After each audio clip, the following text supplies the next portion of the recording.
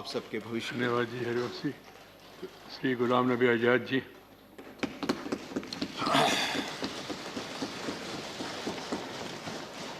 माननीय chairman sir,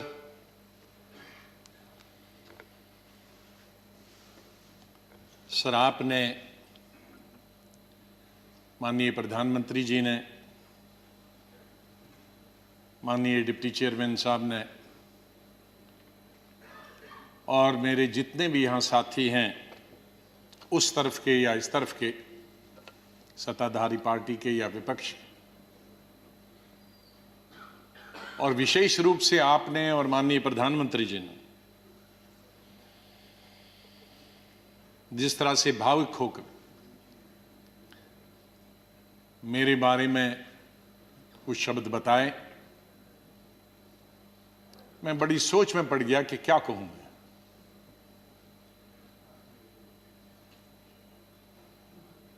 मैं इन 41 वर्षों में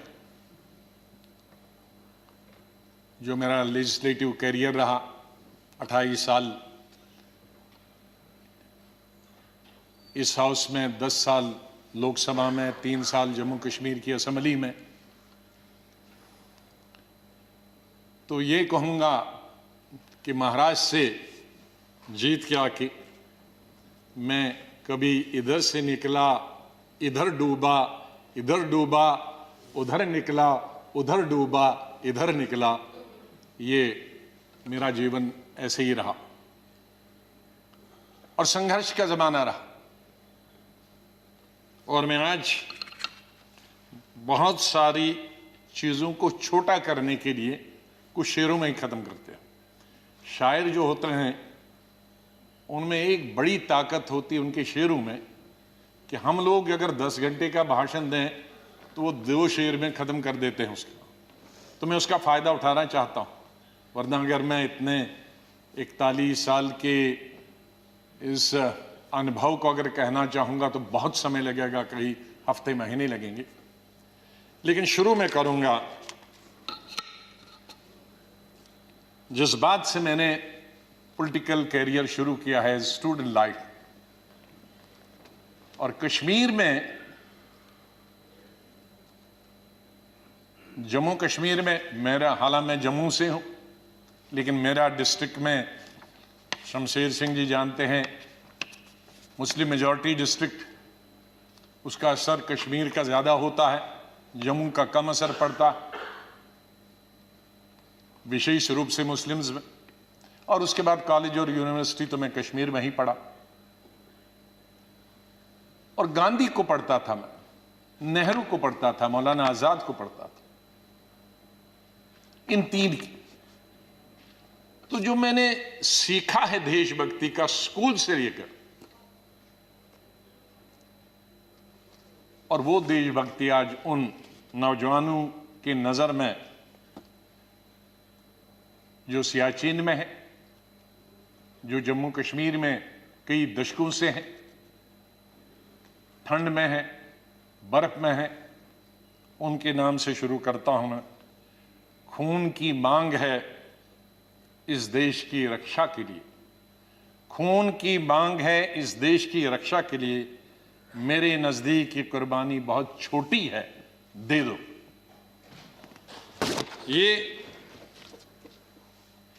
ये मेरे मन में बचपन से और स्कूल से ये बात रही। और जब मैं कश्मीर के सबसे बड़े college, SP college, Shri Pratap college में पढ़ता था, मुझे याद है वहां 14 अगस्त भी मनाया जाता था और 15 अगस्त भी मनाया जाता था हमारे कॉलेज में। और 14 अगस्त तो आप जानते हैं किसके लिए मनाया जाता, और मेजॉरिटी उनकी थी जो 14 अगस्त को मनते, और बहुत कम माइनॉरिटी थी, दर्जन के अंदर, जिसमें मैं भी था और मेरे दोस्त थे जो 15 अगस्त में स्टाफ के और प्रिंसिपल के साथ रहते थे। और उसके बाद हम 1 हफ्ता कॉलेज नहीं जाते थे क्योंकि पिटाई होती। तो उस वक्त से निकलकर हम इस सोच के आए हैं जिस सोच में आज हम सब हैं। और मुझे खुशी है इस बात की कि इस सोच को बहुत सारे लोगों ने, और मैं बधाई देता हूं दूसरी पार्टीज को भी, वहां नेशनल कॉन्फ्रेंस हो, पीडीपी हो, बीजेपी तो शुरू से ही कौमी धारा की पॉलिटिक्स में थी, वो भी आहिस्ता आहिस्ता बड़े पैमाने पे आए और कश्मीर आगे बढ़ा। मेरी हमेशा ये सोच रही कि हम बड़े खुशकिस्मत हैं, जन्नत हिंदुस्तान ही है। मैं तो आजादी के बाद पैदा हुआ, लेकिन आज गूगल के जरिए मैं पढ़ता हूं, देखता हूं, सुनता हूं, यूट्यूब के जरिए पढ़ता हूं। मैं उन खुशकिस्मत लोगों में हूं जो पाकिस्तान कभी नहीं गया, लेकिन जब मैं पढ़ता हूं कि वहां किस तरह के हालात हैं पाकिस्तान के अंदर, तो मुझे गौरव महसूस होता है, मुझे फख्र महसूस होता है कि हम हिंदुस्तानी मुसलमान हैं। और बल्कि अगर मैं आज कहूंगा विश्व में किसी मुसलमान को अगर गौरव होना चाहिए, वो हिंदुस्तान के मुसलमान को गौरव होना चाहिए। हमने इन पिछले 30-35 सालों से अफगानिस्तान से लेकर इराक से लेकर और कुछ सालों पहले से देखे कि किस तरह से मुस्लिम देश खत्म हो जा रहे हैं एक दूसरे के अंदर और एक दूसरे से लड़ाई करते हुए।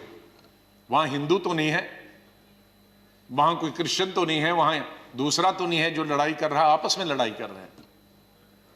और जो कल्चर है, हमदर्द तो लोग पाकिस्तान के बहुत है, सुनने में आया है, मैं कभी गया नहीं, लेकिन जो समाज में बुराइयां हैं, दूसरे मुल्क के बारे में नहीं कहना चाहिए, लेकिन हम गौरव से ये कह सकते हैं कि हमारे मुसलमानों में वो बुराइयां खुदा न करे कि कभी भी लाए। तो आज हम गौरव से ये कह सकते हैं। लेकिन यहां मेजॉरिटी कम्युनिटी को भी 2 कदम आगे बढ़ने की जरूरत है, तभी मेजॉरिटी कम्युनिटी 10 कदम आगे बढ़ी। मेरी हमेशा यह सोच रहेगी, पता नहीं शमशेर सिंह जी ने मेरी कश्मीर की चीफ मिनिस्टर बनने के बाद पहली पब्लिक मीटिंग के बारे में कभी सुना है कि नहीं। मैं जब सीएम बना तो पहली पब्लिक मीटिंग सीएम के तौर पे, आपको आश्चर्य होगा कहां ली होगी, वो मैंने सोपुर में ली, जहां के सोपुर में कोई कई दशकों से पब्लिक मीटिंग कोई कर नहीं सकता, आज भी नहीं कर सकता।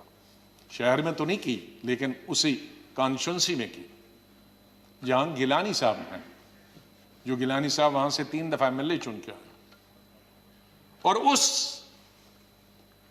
पब्लिक मीटिंग में मैंने क्या कहा था कि मेरी सरकार जम्मू कश्मीर के लोगों की सरकार होगी, और अगर मेरी सरकार का कोई मंत्री धर्म की बुनियाद पर, मजहब की बुनियाद पर और पार्टी की बुनियाद पर इंसाफ करेगा, तो मुझे शर्म आएगी कि ऐसा मंत्री या ऐसा अफसर मेरे साथ काम कर रहा।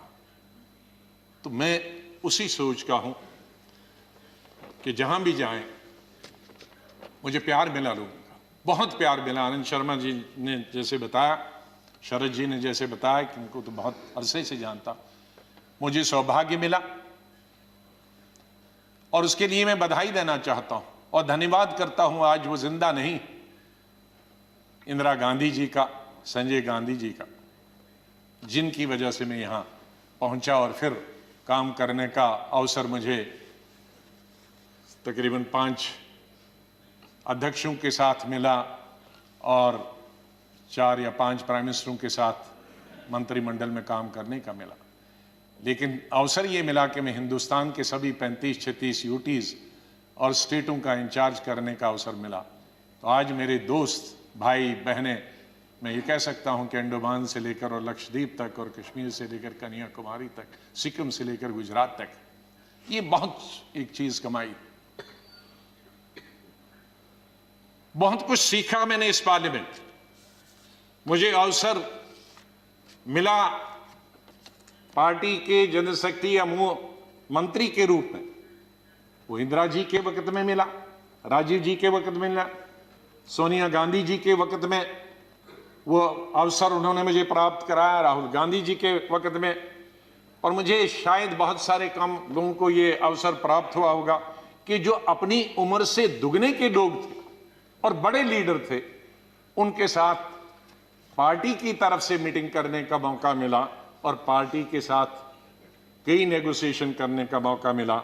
उनमें ज्योति बासु जी थी, करुणानिधि जी थे, जयललिता जी के साथ मैंने अलायंस किया, करुणाकरण जी थे, चंद्रशेखर जी थे, देवीलाल जी थे, मुलायम सिंह यादव जी थे, प्रकाश सिंह बादल जी से अलायंस तो नहीं किया, लेकिन कई चीज़ें जब मैं मिनिस्टर ऑफ स्टेट होम था तब कई मीटिंगें हुई। मैं जब देखता था implementation of Punjab accord, Assam accord, ये देखता था। आई.के. गुजराल साहब से, शुभू सोरेन जी से, शाहब तंगल जी से, मुपनार जी से, फारूक साहब से, मुफ्ती साहब से, ये सब लोगों के साथ कई दफ़ा, और यही वजह है कि यहाँ भी उसी तरह से मैंने चलाया। 3 प्राइम मिनिस्टरों के साथ मैं पार्लियामेंट्री अफेयर्स मिनिस्टर रहा। मैं उस बात को भूल नहीं सकता कि इंदिरा जी फोतेदार जी और हमें बताती थी, फोतेदार जी पॉलिटिकल सेक्रेटरी थे, मैं यूथ कांग्रेस का प्रेसिडेंट था, कहा जरा अटल जी से भी संपर्क में रहा करो।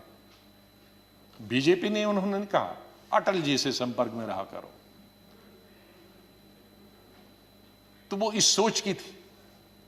बाद में राजीव जी जब प्राइम मिनिस्टर बने तो उन्होंने कहा भाई अब विपक्ष के जो लोग हैं उनके पास तो 2 एमएलए एमपी हैं, हमारा इतना बहुमत, उनको भी तो अपनी कॉन्स्टिट्यूंसी का काम करना होता होगा, उनसे भी जरा पूछा करो।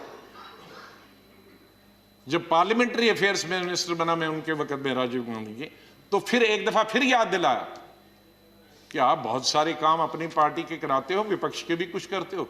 मैंने कहा मैं बिल्कुल उनके भी पूछता हूं, जो जो बताते हैं, हर चीज आपको बताने की जरूरत नहीं, हम अपने लेवल पे करते हैं। और बाद में मैंने यही चीज माननीय अटल बिहारी वाजपेयी जी से सीखी। 5 साल 91 से 96 तक मैं पार्लियामेंट्री अफेयर्स मिनिस्टर रहा और भी पोर्टफोलियोज थे मेरे पास, और अटल जी विपक्ष के नेता रहे। हमारे पास बहुमत नहीं था और अलायंस भी नहीं था, माइनॉरिटी गवर्नमेंट थी, और उस माइनॉरिटी गवर्नमेंट में अटल बिहारी जी वाजपेयी जी विपक्ष के नेता हो, यह हाउस चलाना कितना आसान मुश्किल हो सकता। लेकिन मैं कहूंगा कि सबसे आसान हाउस चलाना उन 5 साल में मुझे अटल जी की लीडरशिप हुआ, और उनसे सीखा मैंने कि किस तरह से हल निकाला जा सकता, विपक्ष की भी बात रहे और सरकार की भी बात रहे। मैंने अपने एलओपी के जमाने में यह कोशिश की कि हम यहां आए हैं, लोगों ने हमको चुना है कानून बनाने के लिए, लोगों ने हमें चुना है कई मसलों का समाधान निकालने के लिए, हल निकालने के लिए, उनकी मुश्किलात, उनके लिए रोजगार पैदा करना, एम्प्लॉयमेंट करना, डेवलपमेंट करना, विकास करना, सड़कें, नहरें, स्कूल, कॉलेज, अस्पताल बनाना, बिजली पैदावार करना। तो अगर हम हर वक्त ये आपस में ही लड़ते रहे, झगड़ते रहे और वो कानून पास नहीं होंगे तो लोगों का विश्वास हमसे उड़ जाएगा। इसलिए जब भी मैं अपने साथियों को भी समझाता था कि इसको मिक्स करो, एक आध दिन विरोध दिखाओ, एक आध दिन झगड़ा करो और बाकी दिन डिस्कशन करें। ये मैंने हमेशा प्रयास किया अपने। मैं धन्यवाद करता हूं हमारे उस तरफ के भी साथियों को जिन्होंने, और इस तरफ के सभी लीडरों को जिन्होंने उस प्रयास में पूरा अपना सहयोग दिया।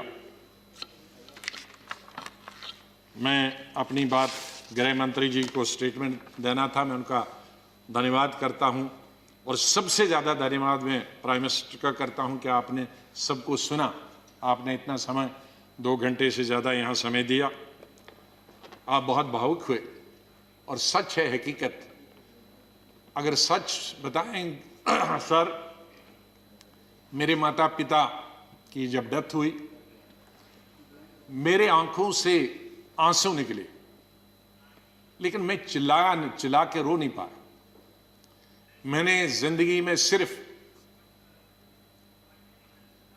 चिल्ला के रोया। और जब रोता है इंसान तो वो कोई चिल्ला के रोने के लिए तो आपको आर्टिफिशियल होने की जरूरत नहीं। वो थी पहली संजय गांधी की मौत, इंदिरा गांधी की मौत, राजीव गांधी की मौत, अलग अलग जगह थी, क्योंकि तीनों मौतें अचानक हो गई थी। शायद अगर नेचुरल मौत होती तो वो चीख नहीं निकलती। और चौथी थी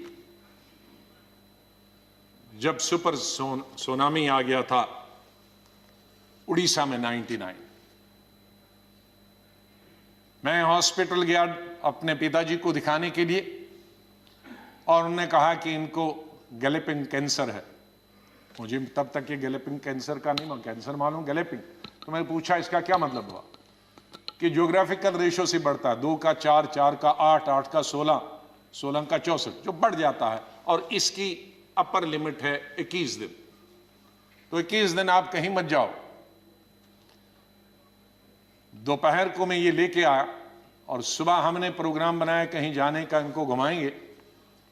मिसेस गांधी का शाम को फोन आया कि वहां साइक्लोन है, कोई दूसरे जनरल सेक्रेटरी हैं वो जाना नहीं चाहते, और तुम ही जा सकते हो। अब मैं उनको कहता कि मैं अगर मेरे डॉक्टर ने ये कहा है तो कहेंगी बहाना कर रहा। तो मैं अपने पिताजी को छोड़कर, मैंने कहा 2 दिन में वापस आऊंगा। गुजरात के, ये उड़ीसा के लोगों के लिए एक नई बात कहता हूं, क्योंकि इसका लुल्लू इसका गवाह था, वो इस दुनिया में नहीं रहा। हमारे कांग्रेस का यंग लीडर था, यूनुस, बहुत हाउस होल्ड नेम है आज भी। उड़ीसा जब एयरपोर्ट पे पहुंचा तो 1000 आदमी था, लड़के।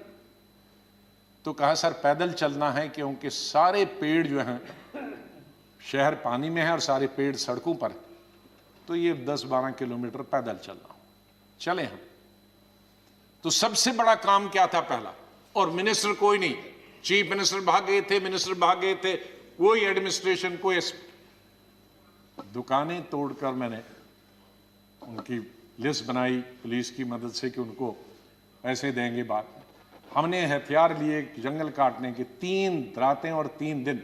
और अटल जी से जाते ही मैंने फोन पे संपर्क किया, अटल जी प्राइम मिनिस्टर, कि ये स्थिति है और हम सड़क तैयार करेंगे, तब आप आइए ताकि हम वहां समंदर तक पहुंच जाएं। 3 रात और 3 दिन हम तकरीबन 1000 लड़के यूथ कांग्रेस के मैंने लगाए काटने में और सड़क। फिर पीएम को फोन किया, फिर वो हेलीकॉप्टर से आए, फिर उनसे राशन मंगाया, फिर उसके बाद मैंने सोनिया गांधी जी को कहा। तो और वहां मैं रोया जब मैंने लाशें देखी, सैकड़ों लाशें तैर रही थी जब हम समंदर के किनारे तक पहुंचे। वहां मैं चिल्ला के रोया। वो 4थी दफा था। और 5वीं दफा जिसका उल्लेख माननीय प्रधानमंत्री जी ने किया और वो भावुक हुए। मैं 2005 में जब चीफ मिनिस्टर बना नवंबर में, और मई में जब दरबार कश्मीर में खुला, तो मेरा स्वागत गुजरात के मेरे भाइयों और बहनों की कुर्बानी से हुआ। मैं अभी 2 ही दिन पहले पहुंचा था, तो वहां स्वागत करने का मिलिटेंट का यही तरीका था कि आप हत्या करो गरीबों की तो वही स्वागत होता। उसका मतलब था कि हम हैं, इस गलतफहमी में न रहना। निषाद बाग जो कि राजभवन के साथ, वहां बस से उस पर लिखा था गुजरात की बस, उसमें हमारे तकरीबन 40-50 गुजरात के हमारे भाई बहनें टूरिस्ट, उस पे उन्होंने ग्रेनेड लगाया और मेरे ख्याल में दर्जन से ज़्यादा लोग वहीं हताहत हो गए और कई जख्मी हो गए। मैं एक फौरन तुरंत जगह पे पहुंचा, लेकिन तब तक पुलिस ने वो हटा दिया था। फिर मैं जैसे माननीय प्रधानमंत्री जी इन्होंने भी डिफेंस मिनिस्टर से बात की, मैंने प्रधानमंत्री जी से बात की, जहाज आया मी-8 उनको लेने के लिए। लेकिन जब मैं एयरपोर्ट पे पहुंचा तो जाहिर है सिक्योरिटी वाले कहते हैं कि सीएम आ रहे हैं, सीएम आ रहे हैं। तो एयरपोर्ट पे ये सब जाने के लिए तैयार थे। हमारे जख्मी भाई, छोटे छोटे बच्चे। तो जब मैं एयरपोर्ट पे पहुंचा तो इन बच्चों ने, जिसका किसी का पिता मर गया था, किसी की मां मर गई थी, वो रोते रोते मेरे टांगों से जब लिपट गए तो मैं जोर से, मेरी आवाजें निकल गई, ये खुदा ये क्या तुमने किया। मैं कैसे जवाब दूं इन बच्चों को, मैं कैसे जवाब दूं उन बहनों को जो यहां तफरी के लिए आए थे, सैर के लिए आए थे, और आज मैं लाशें लेकर इनके हवाले कर रहा हूं उनके माता पिता की। तो ये भावुक होने की जरूरी बात थी। आज हम ये अल्लाह से, भगवान से यही दुआ करते हैं कि इस देश से मिलिटेंसी खत्म हो जाए, इस देश से आतंकवाद खत्म हो जाए।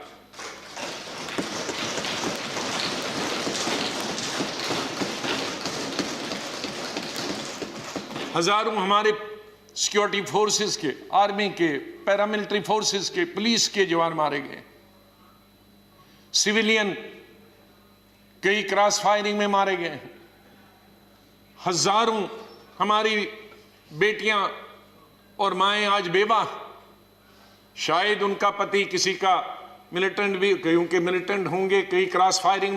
कश्मीर के हालात ठीक हो जाएं। मैं इससे पहले कि कुछ अशार बोलूं, पहले मैंने अपनी फौजियों के नाम बताया था, लेकिन ये शेर मैं बोलना चाहता हूं मेरे कश्मीरी पंडित भाइयों और बहनों के लिए। जब मैं कश्मीर में पढ़ता था तो सबसे ज्यादा वोट में यूनिवर्सिटी में जब जीत के आता था तो कश्मीरी पंडित मेरे सबसे ज्यादा लड़के लड़कियां वोट देते थे।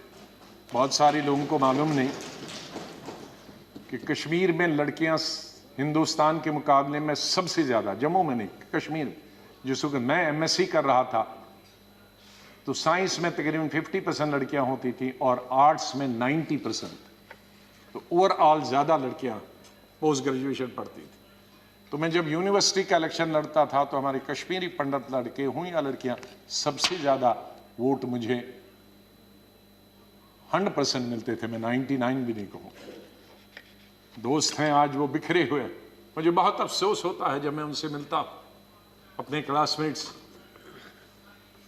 ये उन कश्मीरी मेरे भाई पंडितों के नाम जिनके जो घर से बेघर हो गए, उन कश्मीरी बेवाओं के जो बेवाएं हुई हैं और बच्चे हुए और जो वहां से बिछड़ गए, उनके लिए शेर अर्ज करता हूं। गुजर गया, और ये हमारा जो आज मुद्दत खत्म हुई इसके लिए भी कह सकता हूं, गुजर गया वो जो छोटा सा एक फसाना था, गुजर गया वो जो छोटा सा एक फसाना था।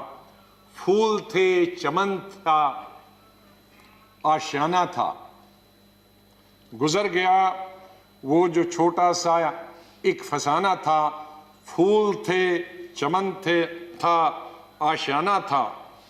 न पूछ उजड़े नशे मन की दास्ता, घोंसला उजड़ गया। न पूछ उजड़े नशे मन की दास्ता, न पूछ थे 4 तिनके मगर नाम आशियाना तो था। तो हम उस आशियाने को, आप दोनों यहां बैठे हैं, उसको फिर आशियाना बनाए जो इस वक्त उजड़ा हुआ है, उसके लिए हम सबको प्रयास करना। और मुझे, जैसे मैंने बताया, बहुत काम कर चुके हैं, सेवा कर चुके हैं, आशीर्वाद सबका मिला है। मैं यही कहूंगा, दिल ना उम्मीद तो नहीं, नाकाम ही तो है। दिल ना उम्मीद तो नहीं, नाकाम ही तो है, लंबी है गम की शाम, शाम ही तो है। कितनी लंबी होगी? सवेरा तो आई, विंटर में जरा लंबी होती है, तो लंबी है गम की शाम, मगर शाम ही तो है, सवेरा तो फिर आ जाएगा। और आखिर में ये कहूंगा, चाहे हम याद यहां ना होंगे, लेकिन फिर उसके लिए कहूंगा, बदलेगा न मेरे बाद भी मौजूए गुफ्तगू, बदलेगा न मेरे बाद भी मौजूए गुफ्तगू, मैं जा चुका हूंगा फिर भी तेरी महफिलों में रहूंगा। माननीय चेयरमैन साहब, मैं आपका बहुत बहुत धन्यवाद करता हूं। आपके साथ काम करने का मुझे अवसर मिला। आप जब पार्टी के अध्यक्ष थे तब भी हमारी मुलाकात होती थी, जब आप मंत्री बने तब भी बात होती थी, जब यहाँ चेयरमैन बनने से, वाइस प्रेसिडेंट आप बनने से पहले आप पार्लियामेंट्री अफेयर्स मिनिस्टर थे और मैं एलओपी था, तब भी हमारे संपर्क है। लेकिन जिस तरह का आशीर्वाद, जिस तरह का प्रेम, जिस तरह का प्यार आपका चेयरमैन के तौर पे मिला और वो जो गाइडेंस मिली, उसके लिए मैं हमेशा ऋणी रहूँगा। धन्यवाद करता हूँ उसके लिए, और आपके स्नेह और प्यार के लिए मैं हमेशा धन्यवाद करता हूँ। माननीय प्रधानमंत्री जी, कई दफ़ा टोका टोकी हुई और आपने कभी बुरा नहीं माना। एलओपी के वक्त में बड़ी बड़ी लंबी स्पीचें आपकी हुई, मेरी हुई, खास करके राष्ट्रपति के अभिभाषण पर। उसमें लंबी तकरीर होती थी, कभी हम कुछ एलओपी की जिम्मेदारी करते थे, लेकिन आपने व्यक्तिगत तौर पर उसे कभी अपने खिलाफ नहीं दिया। हमेशा भी आपने पर्सनल कॉन्टेक्ट्स को और पार्टी की जो जिम्मेदारी है उसको दूर रखा। कभी ईद हो, दिवाली हो, बर्थडे हो, उसमें बराबर आपने कभी भी कमी नहीं की फोन करने की। सबसे पहले या तो मेरी पार्टी प्रेसिडेंट का आता था या आपका आता था। दो आदमियों का तो अनिवार्य, हमारे प्रधानमंत्री और कांग्रेस प्रेसिडेंट मिसेस गांधी। और आपने हमेशा बताया कि कभी अपनी स्टेट के बारे में हो और कोई काम हो तो मुझे आप कभी भी बताना। मुझे याद है जब मैं राज्यसभा इलेक्शन लड़ने गया तो आपने कुछ कहा कि भाई आपको कुछ जरूरत है। मेरे का वो तो लड़ाई है, आपका कैंडिडेट है, मैं कैंडिडेट हूं, उसमें आप कुछ नहीं कर सकते। तो ये एक पर्सनल टच जो होता, आदमी भावुक हो जाता है, आदमी सेंटिमेंटल हो जाता है, आदमी इमोशनल होता है। और मेरे संपर्क तो विपक्ष के साथ आज से नहीं, जब पहली दफा मैं एमओएस बना था तब से लेकर आज तक, क्योंकि हम मिलके ही देश को चला सकते हैं। लड़ाई करके, गालियां दे करने के से हम अपनी बात अपने भाषणों के जरिए कर सकते हैं। मैं आपका बहुत धन्यवाद करता हूं। मैं माननीय डिप्टी चेयरमैन साहब, मेरे यहाँ हम बेंचमेट रहे, वो हमेशा मुझे याद रहेगा। बहुत सिंपल आदमी है, स्ट्रेट फॉरवर्ड है। कभी कभी हम नाराज होते हैं स्ट्रेट फॉरवर्ड, लेकिन स्ट्रेट फॉरवर्ड हमेशा वो लोग नाराज होते हैं।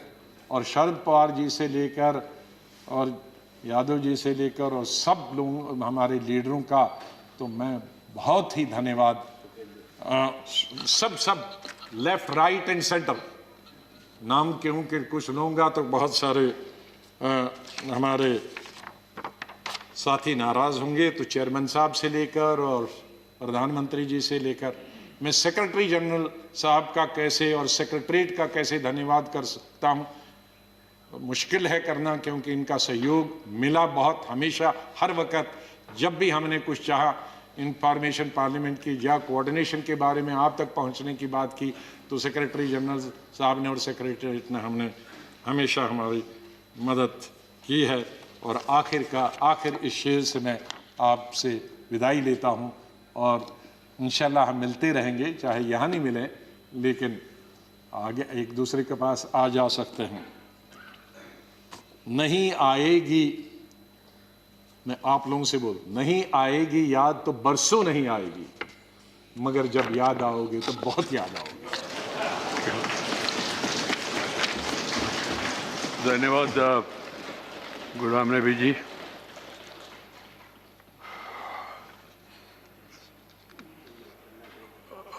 Friends, we have another important